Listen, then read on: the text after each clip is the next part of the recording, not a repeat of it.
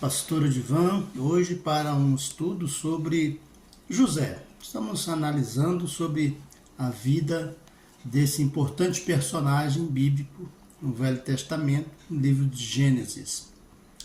Então hoje queremos pensar um pouco sobre o intérprete dos sonhos, consolador dos aflitos. Vamos então meditar no capítulo 40 de Gênesis. Eu não vou fazer a leitura do texto bíblico, mas vou falar o que acontece dentro do capítulo, passo a passo, ok? Então vamos lá. No capítulo 40, o copeiro e o padeiro-chefe ofenderam a Faraó e foram presos, onde José também estava preso. Numa certa noite eles sonharam e ficaram perturbados porque não sabiam o que significava os sonhos. Naquela época, as pessoas viviam de sonhos, né? As visões de Deus, as revelações de Deus aconteciam muito em sonhos. Então José viu que eles estavam perturbados e perguntou-lhes o que estava acontecendo, qual era o problema. Então o copeiro chefe conta o seu sonho e José interpreta o sonho dele. O sonho dele significava que em 3 dias o faraó o restauraria ao seu cargo. E José pede que quando ele fosse restaurado ao seu cargo, se lembrasse de José, né? Falasse bem de José. O padeiro-chefe também contou o seu sonho, que José também interpretou. Mas não era nada boa a notícia. Em 3 dias ele seria enforcado e as aves do céu comeriam sua carne. Então tudo que José disse que ia acontecer, aconteceu, mas o copeiro-chefe não se lembrou dele, como José havia solicitado. Aqui vemos uma situação de contraste cometido pela injustiça, né, aplicada, no caso, a José. O copeiro e o padeiro deveriam estar na prisão, porque diz o texto que eles ofenderam a Faraó. Mas José nenhum crime cometeu. Então eles cometeram uma injustiça, uma ofensa grave a Faraó, e no final das contas ainda foram beneficiados com a soltura, e apesar de que o padeiro foi enforcado, né? Mas o copeiro-chefe, que também ofendeu o faraó, foi liberto. E aí nós vemos, né, que José, que não tinha cometido falha alguma, injustiça alguma, estava ali, talvez porque era um estrangeiro, né, não era de cargo da corte, como aqueles homens serviam a faraó, então possivelmente isso aí, né? Podemos tirar muitas lições do caso do padeiro e do copeiro, mas aqui o que nos interessa mesmo é a José, né? A experiência de José. Ele tinha empatia. Ele viu que aqueles homens estavam perturbados e tentou ajudá-los. Procurou saber qual era o problema deles e interpretar os seus sonhos. E isso é muito bom, né? Pessoas têm testemunhado que quando se empatizam pelo problema dos outros e tentam ajudá-los, acabam encontrando solução para os seus próprios problemas, acabam encontrando alento. E José estava ali procurando uma solução para o seu próprio problema, apesar de que desta vez ele ainda não encontrou, mas isso vai refletir lá na frente em alguma situação, como nós veremos mais a seguir. Então, numa época em que os sonhos tinham sentido profético, principalmente para os egípcios, né? Aqueles homens tiveram os sonhos, ficaram perturbados, e quão ruim é você saber que algo está para acontecer, algo foi determinado por Deus, por você não saber exatamente o que é. Nesse caso, tinha ali um intermediário que era José, né? Para interpretar os sonhos e entregar o recado de Deus para eles.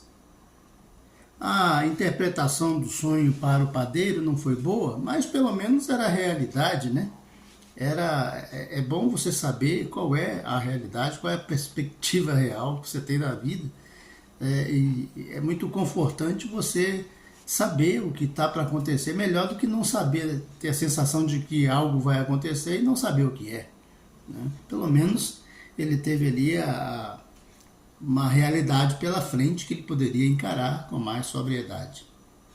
Bem, o copeiro não intercedeu por José, como José havia solicitado, mas tudo bem.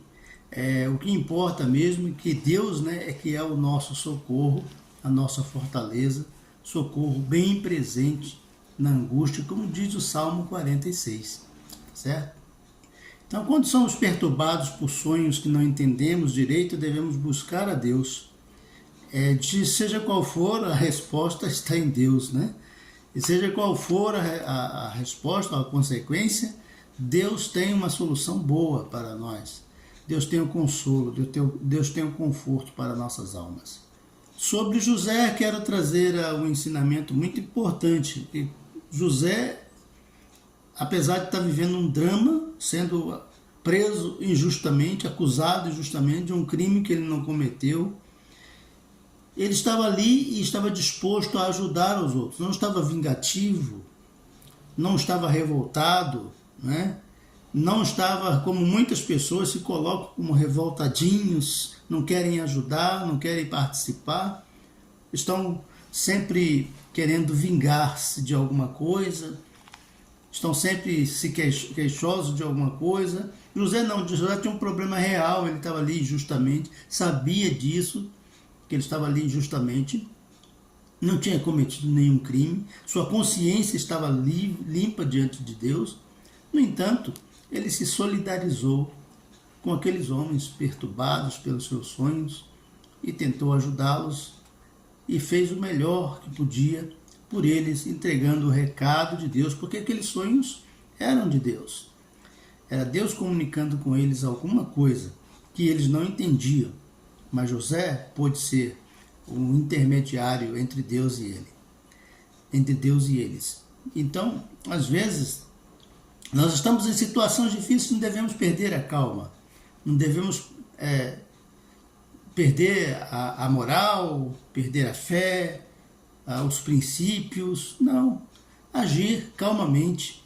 Deus é por nós e às vezes a situação é ruim, é caótica, mas Ele há de transformar tudo em bênção, porque esta é uma especialidade de Deus, transformar tudo em bênção. Toda a miséria, toda angústia, toda dor e até a maldição, Deus transforma em bênção.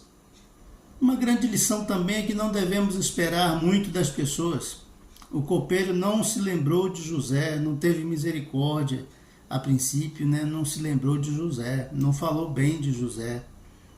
Mas não tem problema, Deus aqui é o nosso socorro, a nossa fortaleza, e Ele nunca se esquece de nenhum de nós. Deus nunca se esquece. Apesar de que às vezes parece que Deus se esqueceu. No caso, José, ele estava numa situação que parecia que Deus tinha se esquecido dele, mas não era bem assim. É porque Deus estava preparando-o para um grande momento na história, tanto dos egípcios quanto de a sua própria família, do povo de Israel.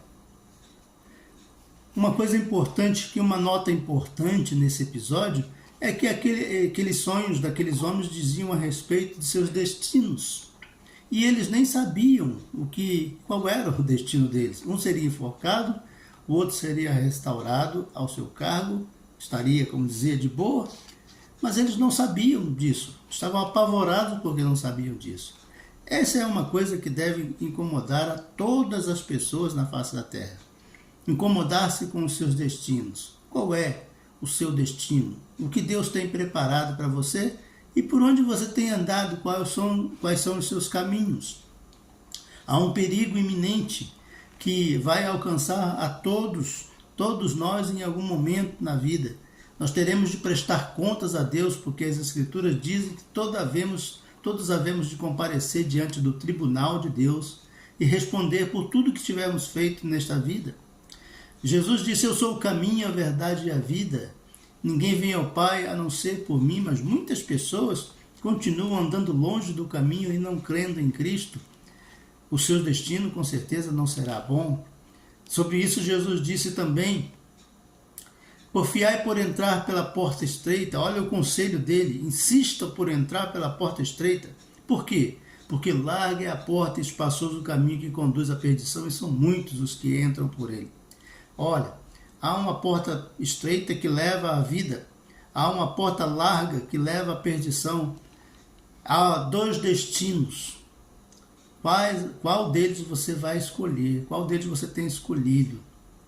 Esse destino um dia vai alcançar todas as pessoas. Não tem nada que a gente possa fazer sobre isso. Isso foi determinado por Deus. Está definido por Deus e não tem como a gente mudar isso. Há dois destinos e você tem que se enquadrar em um deles. E para se enquadrar no destino da salvação, daqueles que estão no caminho da vida, basta fazer o que Jesus manda. Insista por entrar pelo caminho estreito, e o caminho é Ele, Jesus. E disse: eu sou o caminho, a verdade e a vida. Ninguém vem ao Pai a não ser por mim. Então esse aviso nós temos dado, as igrejas têm pregado constantemente isso, mas muitos continuam andando distante. Ora, é melhor pensar no seu caminho, no seu destino.